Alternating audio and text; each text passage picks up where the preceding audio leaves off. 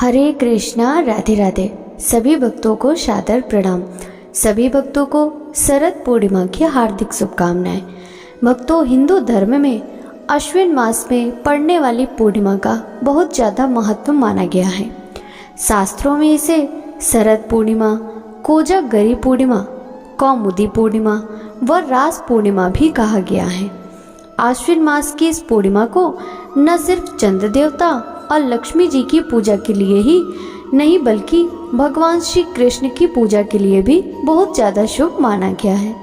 हिंदू मान्यता के अनुसार इसी शरद पूर्णिमा की रात को भगवान श्री कृष्ण ने महारास किया था।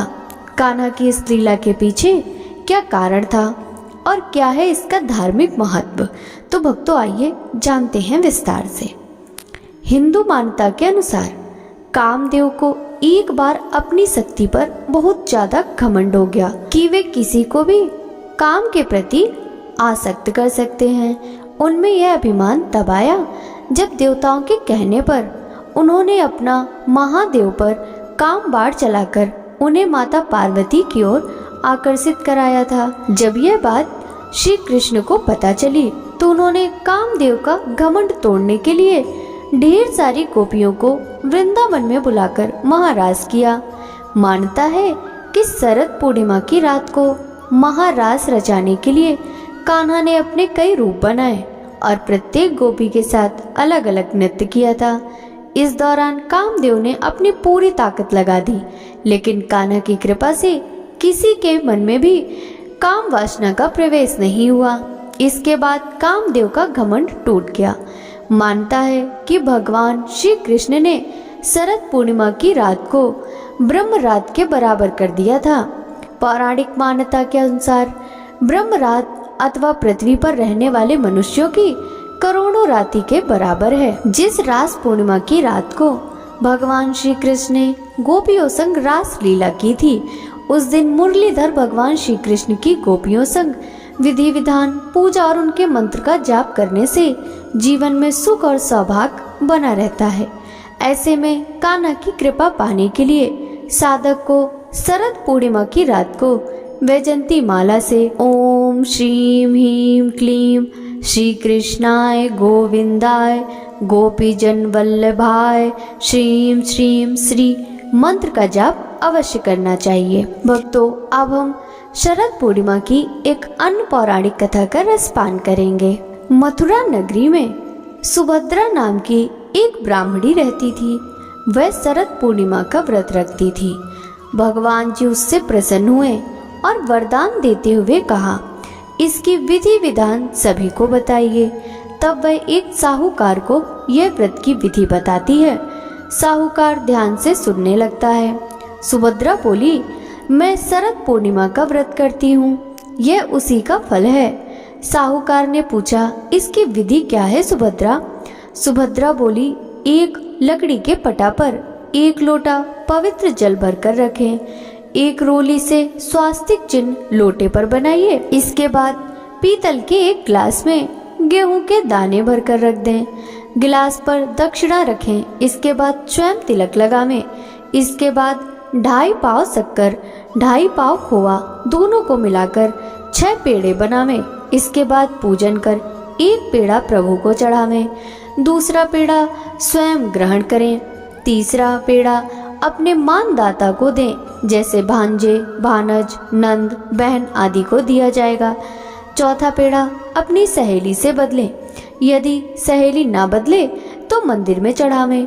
जो सहेली 6 माह तक व्रत रखे उसे ही पेड़ा दें। 5वां पेड़ा घर के सदस्यों को बांटे। 6वां पेड़ा के 6 भाग बनाइए। तुलसी को चढ़ाइए, गौ माता को खिलाइए, अहिर को दें, गर्भवती स्त्री को दें, राहगीर बालक को दें, कुंवारी कन्या को खिलाएं। इस प्रकार 6 पेड़ा वितरित करें।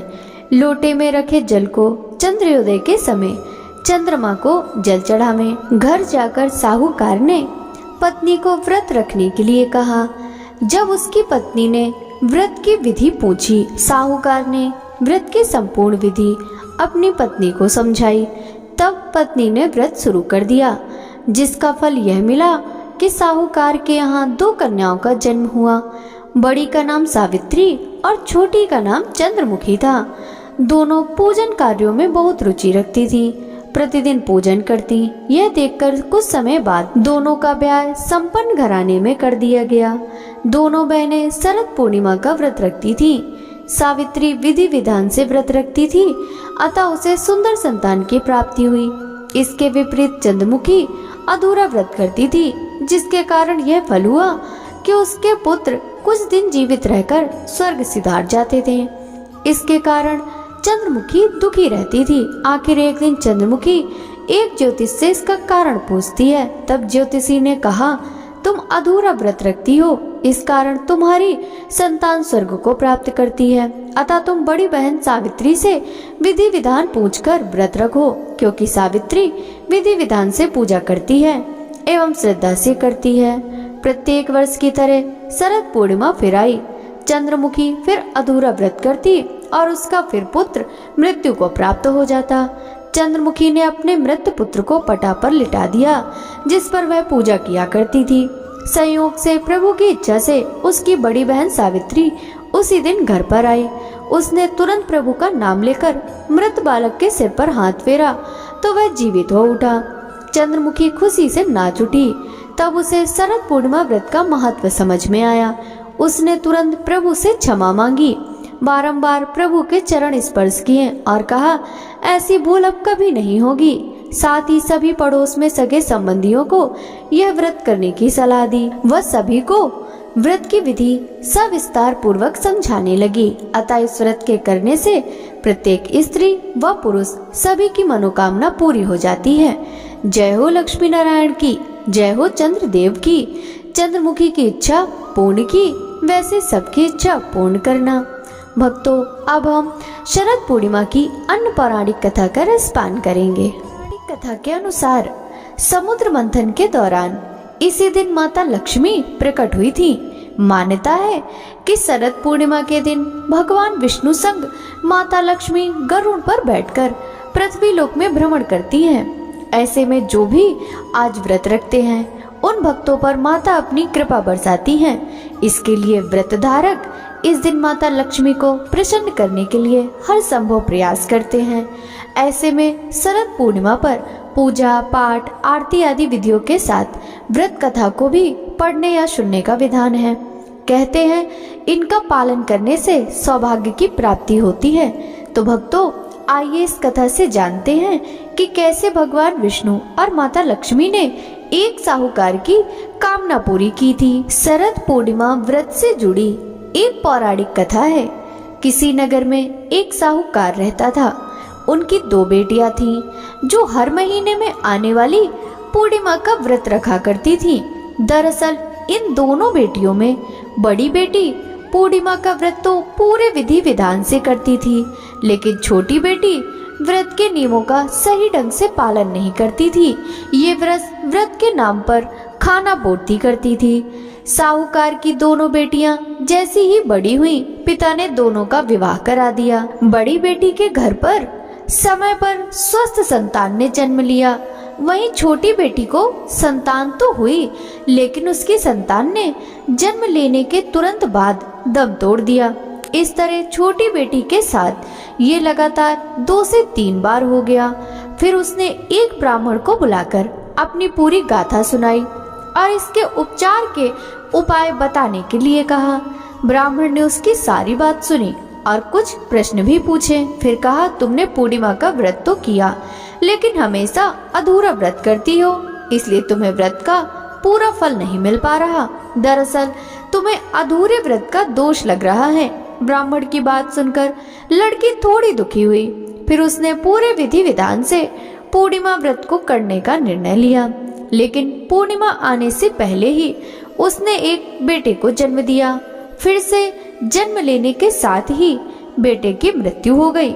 हर बार ऐसी घटना से साहूकार की छोटी बेटी काफी दुखी हुई। उसने अपने बेटे के शव को एक पीढ़े पर रखा। इसे एक कपड़े से इस तरह ढका कि किसी को पता न चले। इसके बाद उसने अपनी बड़ी बहन को बुलाया। उन्हें बैठने के लिए वही पीढ़ा दे दिया। जैसे ही बड़ी बहन उस पीढ़े पर बैठने लगी तो उसके लहंगे का हिस्सा बच्चे में स्पर्श हुआ और वह जीवित होकर रोने लगा। बच्चे के रोने की आवाज सुनकर बड़ी बहन घबरा गई। फिर छोटी बहन को उसने डांट लगाई। बड़ी बहन ने क्रोधित होकर कहा कि ये तुमने क्या किया? क्या तुम मुझ पर बच्चे की हत्या का कलंक लगाना चाहती हो? मेरे बैठने से अगर बच्चे की मृत्यु हो जाती तो? बहन के गुस्से को नियंत्रित करते हुए छोटी बहन ने उत्तर दिया, यह बच्चा तो मरा हुआ ही था दीदी, तुम्हारे स्पर्श से ही तो यह पुनर्जीवित हुआ है। हर पूर्णिमा पर जो तुम व्रत और तप किया करती थी उसके कारण तुम्हें वरदान प्राप्त है और तुम पवित्र हो गई हो। दीदी, अब मैं तुम्हारी तरह शरद पूर्णिमा व्रत पर विधि विधान से पूजन करूंगी। तभी से साहूकार की छोटी बेटी ने भी पूर्णिमा व्रत नियम अनुसार करने लगी। इसके बाद इस व्रत के महत्व और फल का प्रचार पूरे नगर में प्रसिद्ध हुआ। जिस प्रकार माता लक्ष्मी और भगवान विष्णु ने साहूकार की बेटी की कामना पूरी कर सौभाग्य प्रदान किया, वैसे ही हम पर भी आपकी कृपा बनी रहे। बोलिए श्री हरि विष्णु भगवान की जय, माता लक्ष्मी की जय। भक्तों, अब हम रास पूर्णिमा की कथा का रसपान करेंगे। एक बार शरद पूर्णिमा की शरद उज्जवल चांदनी में वंशीवट यमुना के किनारे श्याम सुंदर साक्षात मनमथ नाथ की बंसी बज उठी। श्री कृष्ण ने 6 मास की एक रात्रि करके मनमथ का मान मर्दन करने के लिए महाराज किया था। जब महाराज की गूंज सारी त्रिलोकी में गूंज गई तो हमारे भोले बाबा के कानों में भी महाराज की गूंज गई। मनमोहन की मीठी मुरली ने कैलाश पर विराजमान भगवान श्री शंकर को मोह लिया। समाधि भंग हो गई। बाबा वृंदावन की ओर बावरे होकर चल पड़े।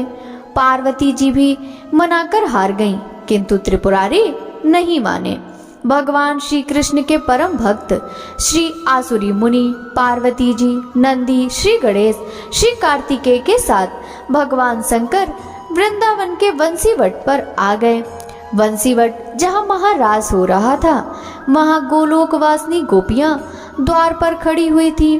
पार्वती जी तो महारास में अंदर प्रवेश कर गईं, किंतु द्वारपालिकाओं ने श्री महादेव और श्री आसुरी मुनि को अंदर जाने से रोक दिया। बोली, श्रेष्ठ जनों, श्री कृष्ण के अतिरिक्त अन्य कोई पुरुष इस एकांत महारास में प्रवेश नहीं कर सकता। श्री शिव जी बोले, देवियों, हमें भी श्री राधा कृष्ण के दर्शनों की लालसा है, अतः आप ही लोग कोई उपाय बतलाइए जिससे कि हम महाराज के दर्शन पा सकें। ललिता नामक सखी बोली, यदि आप महाराज देखना चाहते हैं तो गोपी बन जाइए। मान सरोवर में स्नान कर गोपी का रूप धारण करके महाराज में प्रवेश हुआ जा सकता है। फिर क्या था, भगवान शिव अर्धनारीश्वर से पूरे नारी रूप बन गए। श्री यमुना जी ने 16 श्रृंगार कर दिया तो सुंदर बिंदी, चूड़ी, नुपुर, ओढ़नी और ऊपर से एक हाथ का घूंघट भी भगवान शिव को काट दिया। साथ में युगल मंत्र का उपदेश भगवान शिव के कान में किया। प्रसन्न मन से वे गोपी वेश में महाराज में प्रवेश कर गए। श्री शिव जी मोहिनी वेश में मोहन की रास स्थलियों में गोपियों के मंडल में मिलकर अतृप्त नेत्रों से विश्व मोहन की रूप माधुरी का पान करने लगे। नटवर वेशधारी श्री रास विहारी, रासेश्वरी, रसमयी श्री राधा जी एवं गोपियों को नित्यम रास करते हुए देख नटराज भोलेनाथ भी स्वयं ताता थैया कर नाच उठे। मोहन ने ऐसी मोहिनी बंसी बजाई कि सुध बुध भूल गए भोलेनाथ। बनवारी से क्या कुछ छिपा है। भगवान कृष्ण शिव जी के साथ थोड़ी देर तो नाचते रहे, लेकिन जब पास पहुंचे तो भगवान बोले कि रास के बीच थोड़ा हास परिहास तो हो जाए तो रास का आनंद 2 गुना हो जाएगा। भगवान बोले, अरे गोपियों, तुम मेरे साथ कितनी देर से नृत्य कर रही हो, लेकिन मैंने तुम्हारा चेहरा देखा ही नहीं, क्योंकि कुछ गोपियां घूंघट में भी हैं। गोपियां बोली कि प्यारे, आपसे क्या छुपा है, आप देख लो हमारा चेहरा। लेकिन जब भगवान शंकर ने सुना तो भगवान शंकर बोले कि ये कन्हैया को रास के बीच में ऐसा क्या सूझा, अच्छा भला रास चल रहा था, अब मुख देखने की क्या जरूरत पड़ गई। ऐसा मन में सोच ही रहे थे कि आज कन्हैया फजीहत पर ही तुला है, आज ये मुख देखकर ही मानेगा। भगवान कृष्ण बोले, गोपियों तुम सब लाइन लगाकर खड़ी हो जाओ और मैं सबका नंबर से दर्शन करूंगा। भगवान शिव बोले, अब तो काम बन गया, लाखों करोड़ों गोपियां हैं, मैं सबसे अंत में जाकर खड़ा हो जाऊंगा। कन्हैया मुख देखते देखते थक जाएगा और मेरा नंबर भी नहीं आएगा। इस तरह से कन्हैया मेरा मुख नहीं देख पाएगा। सभी गोपियां एक लाइन में खड़ी हो गईं और अंत में भगवान शिव खड़े हो गए। जो कन्हैया की दृष्टि अंत में पड़ी तो कन्हैया बोले, नंबर इधर से शुरू नहीं होगा, नंबर तो आखिरी से ही शुरू होगा। भगवान शिव बोले कि ये तो मेरा ही नंबर आएगा। भगवान शिव दौड़कर दूसरी ओर जाने लगे तो भगवान कृष्ण गोपियों से बोले, गोपियों पीछे किसी गोपी का मैं मुख दर्शन करूंगा, पहले इस गोपी का मुख दर्शन करूंगा जो अपना मुख दिखाने में इतनी लाज शर्म कर रही है। इतना कहकर भगवान कृष्ण दौड़े और दौड़कर भगवान शिव का हाथ पकड़ लिया और घूंघट ऊपर किया और कहा, आओ गोपीश्वर आओ, आपकी जय हो। बोलिए गोपेश्वर महादेव की जय, शंकर भगवान की जय। श्री राधा आदि गोपीश्वर महादेव के मोहिनी गोपी के रूप को देखकर आश्चर्य में पड़ गई। तब श्री कृष्ण ने कहा, राधे यह कोई गोपी नहीं है, ये तो साक्षात भगवान शंकर हैं। हमारे महाराज के दर्शन के लिए इन्होंने गोपी का रूप धारण किया है। तब श्री राधा कृष्ण ने हंसते हुए शिव जी से पूछा, भगवान आपने यह गोपी वेश क्यों बनाया? भगवान शंकर बोले, प्रभु आपकी यह दिव्य रसमय प्रेम लीला महाराज देखने के लिए गोपी रूप धारण किया है। इस पर प्रसन्न होकर श्री राधा जी ने श्री महादेव जी से वर मांगने को कहा तो श्री शिव जी ने यह वर मांगा कि हम चाहते हैं कि आप यहाँ दोनों के चरण कमलों में सदा ही हमारा वास हो। आप दोनों के चरण कमलों के बिना हम कहीं अन्यत्र वास नहीं करना चाहते। इसके बाद सुंदर महारास हुआ। भगवान कृष्ण ने कथक नृत्य किया और भगवान शिव ने तांडव, जिसका वर्णन अगर माँ सरस्वती भी करना चाहे तो नहीं कर सकती। खूब आनंद आया है। भगवान कृष्ण ने ब्रह्मा की एक रात्रि ले ली है, लेकिन गोपियां इसे समझ ही नहीं पाई। केवल अपनी गोपियों के प्रेम के कारण कृष्ण ने रात्रि को बढ़ाकर इतना दीर्घ कर दिया।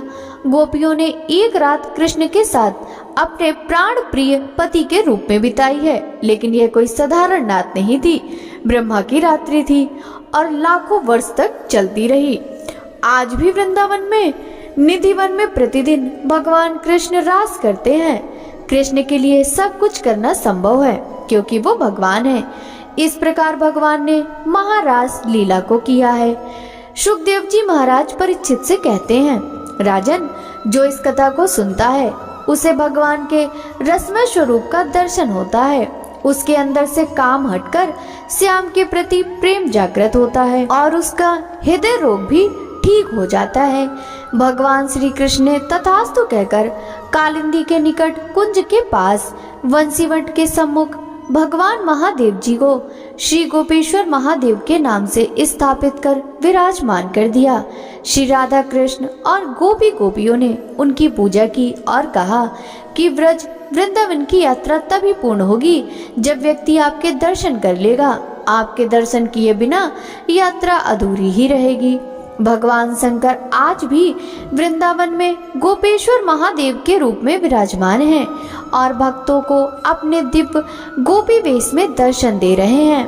गर्भगृह के बाहर पार्वती जी, श्री गणेश, श्री नंदी जी विराजमान हैं। आज भी संध्या के समय भगवान का गोपी वेश में दिव्य श्रृंगार किया जाता है।